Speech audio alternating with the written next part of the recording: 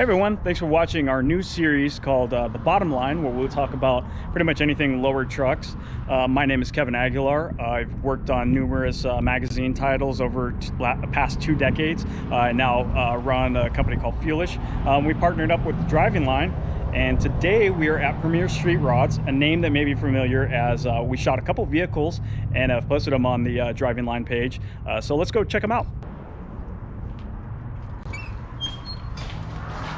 Hey, what's up, buddy? Hey, Kevin. How's it going? You caught me digging in the cookie jar there. Hey, everyone, this is Ross. He's pretty much been handed the reins here at Premier Street Rods. So his parents started the business a few years back. And Ross, why don't you tell me a little bit about what you guys do here? We started this business back right in the middle of recession time. Probably the worst time ever to start a business. And pretty much started on just selling parts, you know, physically, you know, strictly focusing on Chevy truck world. And moved into car stuff and everything else, and then we evolved into, you know, manufacturing, getting into the cab building business on top of it, and that led into dabbling with cars. You know, we always did it on the side for our own projects, but you know, to bring it to a level where we're actually doing this stuff for customers or whatnot, that started us into the building stage of doing all these custom cars and whatnot. And you guys might be familiar because we've shot a couple different vehicles that Premier has built, and a couple of them have been on drivingline.com, so you can check them out there. But I see something special right behind there. So Ross, why don't you tell me a little bit about that? Ooh. That, you're talking about the magazine, right? I think we all have one of those laying around. 2018, we brought a truck named Sinister to SEMA, and we were very fortunate enough to get the Chevrolet Design of the Year award, which is actually a really, really big deal, and we are beyond honored that they were kind enough to choose us for our build. Yeah, and that's like a big deal. If you guys are unfamiliar with it, you know, getting a GM Design Award at SEMA is like one of those coveted awards that not just anybody gets. You're like at the top of the game to get one, because anybody who's anybody is trying to get one of these things. It's definitely, I mean, when we go into SEMA, we're not on the hunt to, you know, get awards and be a trophy whore or whatnot, but to have it given it really, you know, puts a smile on the guys out there, hard work, and you know, even the customers and everyone else, like our hard work and appreciation really shows. Exactly, and it just kind of shows the level of, you know, what you guys are building, starting off with parts and then, you know, going up to full builds and being able to get awards like that is, you know, pretty much a success in a business. So Ross, why don't you show us around what you guys do here? Yeah, follow me. Out here, as you walk through, this is our little showroom area. This is where everyone calls in, talks to probably the big man back there, Butch. A lot of people know him. He's probably one of the #1 persons that he'll answer the phone you're gonna be talking to. He's pretty savvy on this stuff, and he's been with us for a long time. So between him and I, we can pretty much handle and answer the questions that you guys have. But regardless, this is our little walk-in area. It's just got some shiny knick-knack stuff on the wall. Gotcha. I see some projects back here, or completed stuff, or some stuff that's maybe a little eye candy here. Yeah. What is this right here? Like a 37? This is Mom's car. This is a 37 Ford. We did that, gosh, 11 years ago. So it's been. And she still shines. Yeah, well, shines because sadly it sits here more than it gets driven. So. But no, it's a gorgeous little car. It's a fun car to go rip around in. That is a roller package that's sitting on a GSI chassis. It's their coilover one. It's a 55-56 roller package. Let's go check this thing out. That will be available. Actually, is available now. If anyone's interested on starting a project, this is this actual truck is available. Actual truck, yeah. Gotcha. Now, is this something that you like? You put this at shows and just have a display and just kind of you know, just show what you guys do. Last year we had one, same thing, GSI chassis, full blown truck together. Our sheet metal kit on the ground. This one we still got to throw the bed on it, but this is going to be a fitted metalwork truck where pretty much a customer can take it no matter what entry level you are, but a lot of the hard work and fitment work is already done by us, so they can just get it, put their power plant, and start doing the fun stuff that everyone likes to do. All right, let's see where all the action goes on. The playland.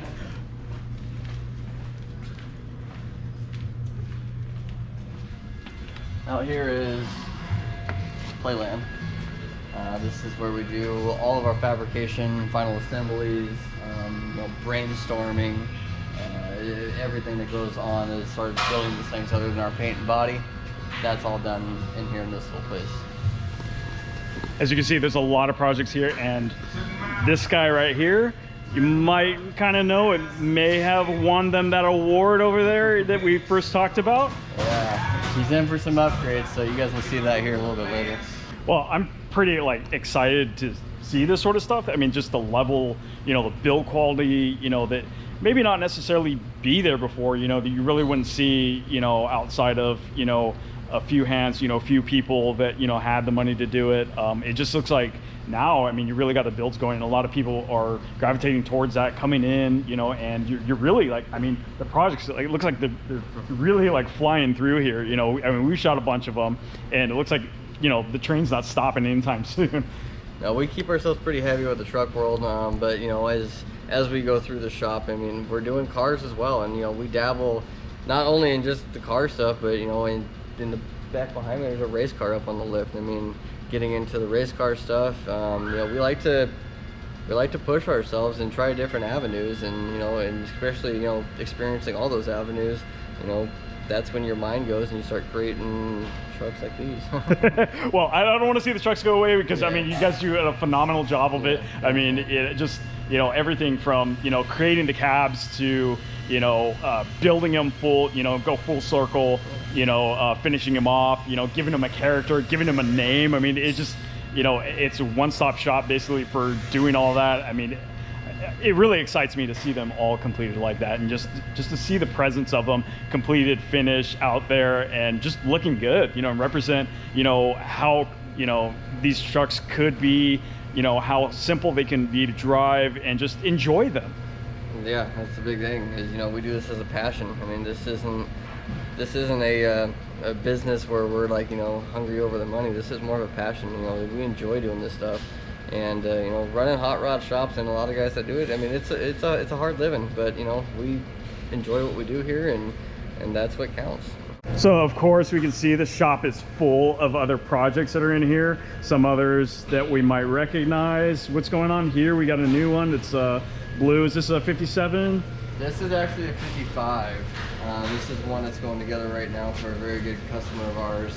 You guys will probably see this thing come out probably in the next in summertime. It should be all wrapped up on the road by summertime. So cool. Looks like it's on Nittos as well. Yeah. So I mean, we're going to be down to shoot it. So perfect. I mean, I'm sure it's going to be to the level of everything else you guys produce here. So, we have to get Nitto on board to supply us some rear tires. We keep on doing these shoots. These rear tires aren't going to last very long. Exactly. They have some good traction, but when you got the power plants these guys have, nothing's gonna last. This foot's a little heavy. All right, looks like we got Sinister over here now. We shot this truck, I think about a year ago. Yeah. So it looks like some work's being done. Yeah, what's going on here? Well, the thing was built very high performance, and the truck came back in. We're doing some upgrades to it, so the automatic transmission's going out, and we're putting a Tremec 6-speed in it. So we're gonna put a man pedal to it, just to make the driving experience even more enjoyable. Other than that, motor's gonna go through. It's got some miles on it now. We don't like to talk too much about, but the motor's she's been beat up a little bit, so she's going in for some more upgrades, more horsepower, bigger motor. So that'll be yet to come. Way to go, Lauren. Yeah, and I don't have too much history on the truck, but I remember or I don't have too much experience with the truck, but I remember when I went to go shoot it with your dad and stuff down at Del Mar, and when they were down for Good Guys, and the thing is just an absolute beast. Twin turbo. How much horsepower is it making? It's putting down 1,000 horsepower. With the new motor and everything on there. I don't know how far it's gonna. This is back and forth between us and the owner. At the end of the day, it's the owner's truck. It's at his expense of how far he's gonna take this thing. So I'm excited to get it back and see what kind of numbers it puts down. Yeah, exactly. And then like talking about, I mean, this is not only does it have like a lot of power, but like it sits down pretty low too. So how did you guys achieve that? So that one, this one we teamed up with GSI, and all these guys that are in the industry, GSI, they've been an awesome group to work with. This was one of the first, I think one of the first 55, 57 trucks that was out to this caliber when they were just releasing those chassis. So I think when we launched this truck, it was a good launch for us and them at the same platform. This achieves, big horsepower, modern technology, and lays this thing right on the rockers. So that's exactly what we were going for with this one. As a truck enthusiast, I like anything. I tend to gravitate towards Chevys, but seeing this F100 here, these are pretty rare to find an F100. Looks like it's in pretty good condition to see something like that. So it's really exciting to see something different that kind of goes against the norm. In a Chevy world, to see something like this, it just really stands out in their eyes. So it'd be pretty cool to see this thing come together. I don't know if this thing is complete or not, but as far as having an engine in it, but pop the hood. Come on, Paul. You want to see it. We're curious. You got to see what's inside. Whoa, look at that thing. Got stacks. Stacks on stacks. Stacks on stacks. Woo! Should be a fun little ride. We got like center mounted like hood hinges, what to avoid like the wheel wells and everything. Yeah, there's quite a bit of fabrication up in the engine there.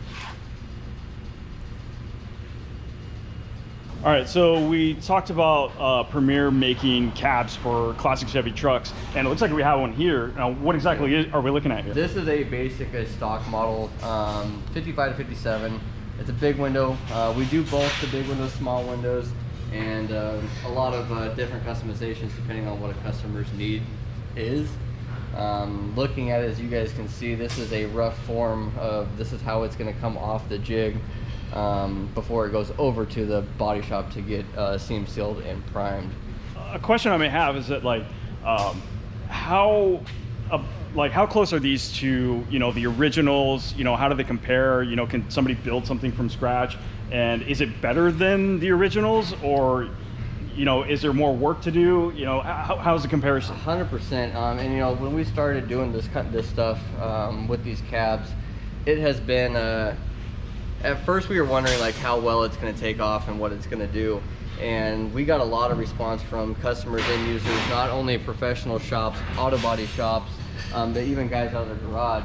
It's faster for these guys time-wise, and they get a more superior product to buy one of these things brand new than it is to go through and re-salvage a completely rusted, rotted, gone truck.